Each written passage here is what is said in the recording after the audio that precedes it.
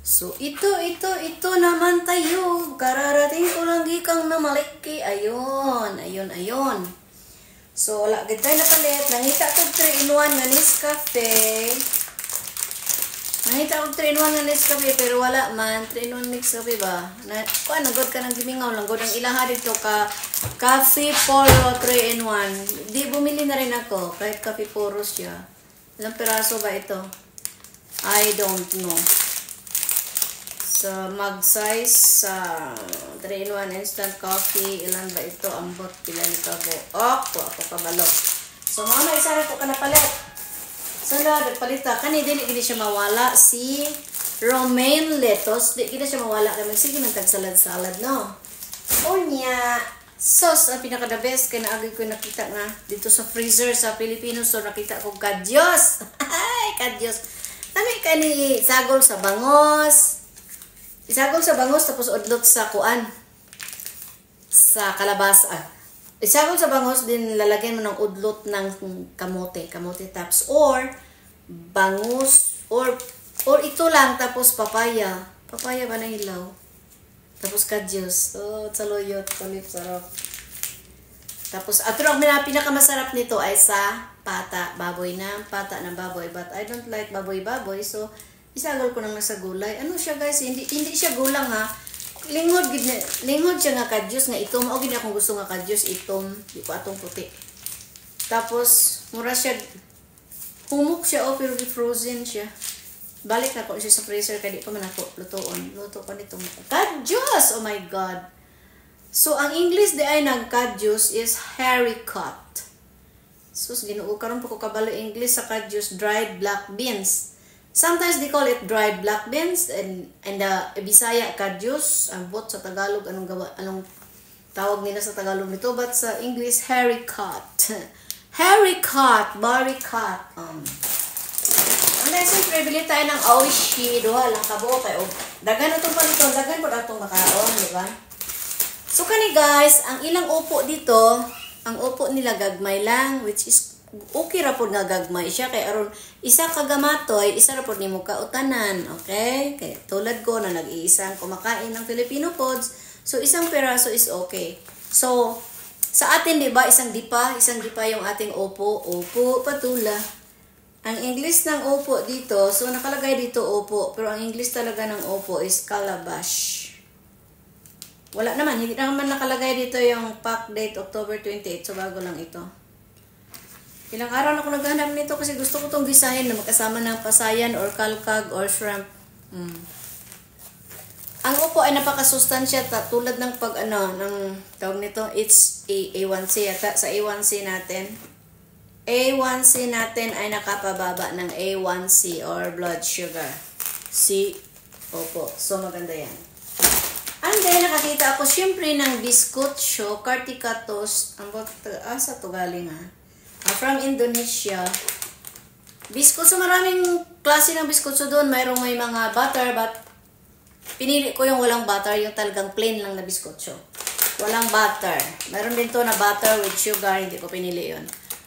Times 4 sachet. So, 4 na sachet pala ang laman nito. Sarap yung sausaw sa kape. Biskotso ba? So, nakakita tayo ng keratin, Brazilian hair treatment daw. From Pilipinas. Ayan, bilhin na tayo. Kung ano-ano lang ito, guys. Para tayo meron tayo. Gusto ko sana gumawa ng puto at sana kanina magbababad ako ng rice, white rice na ibabad ko. Tapos ko nang babad, gilingin ko yun sa blender. Ibabad ko at gilingin sa blender. Pero dahil pumunta ako sa grocery ngayon, hindi na ako nagbabad ng rice para hindi na ako maggigiling-giling doon sa blender. Ito na lang. Ready-made na giniling na rice powder. Gawin natin bingka pag may time tayo. So, bumili na rin ako ng dahon ng saging. Ayan. Ang dahon ng saging nito ay nasalob na ba? Nahalob na ito. Galing Pilipinas, nahalob na ito. Tapos, nilagay nila sa freezer, nahalob na. So, mamaya, ilagay ko ito ulit sa freezer kasi hindi pa naman ako magluluto ng bingka or puto. Hindi pa ako magluluto. Bumili lang ako ng banana leaves para mayroon akong Banana leaves anytime na gusto kong magluto ng bibingka or puto. Kasi masarap talaga ang puto na may dahon ng saging kasi mabango. So, banana leaves. Ito nakahalob na. Klaro naman nakahalob na. Nahalob na ba? Product of the Philippines. Ayan. Nahalob na ito. Tapos bago nila ilagay sa freezer. Ayan. Ngayon, meron akong udlot ng kamote. Ayan. Ito ang masarap na udlot ng kamote. Yung malalapad. Or, mas masarap pa kung itong malalapad na udlot na kamote tapos red. Yung parang siyang purple. Yun ang grabe ng iron. Grabe ng iron yung purple na kamote tops na malalapad. Pero ito kasing kamote na green. Green na malalapad yung dahon. Malambot kasi sa isalad. Malambot. So, pwede ako magsalad nito mamaya at lalagyan ko ng mangga. Ano lang? I-blanch mo lang tapos hiwa ka ng mangga. Dudod with kamates. So, mangga, kamates, at blanch na ito. Udlot ng kamote din. Paritong bangus. Then, mayroon tayong pinakalabo kasi ako lang naman mag-isa. So, kalahati lang ang binili ko. Ang kalahati na is $2.29. So, ang $2.29, ang $2 is more than 100 pesos.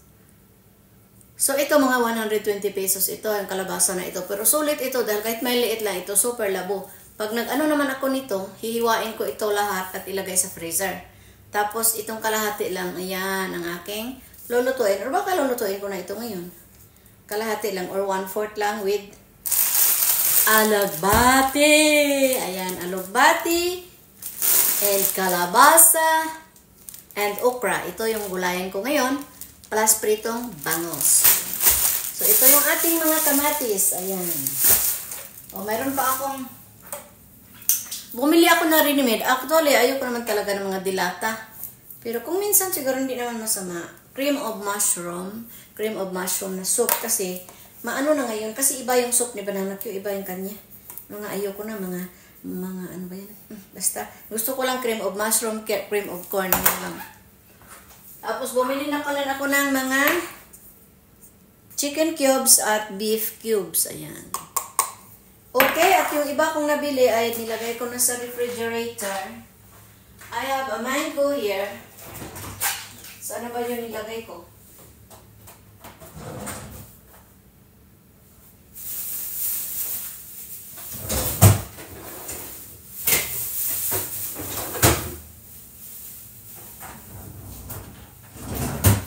Wala.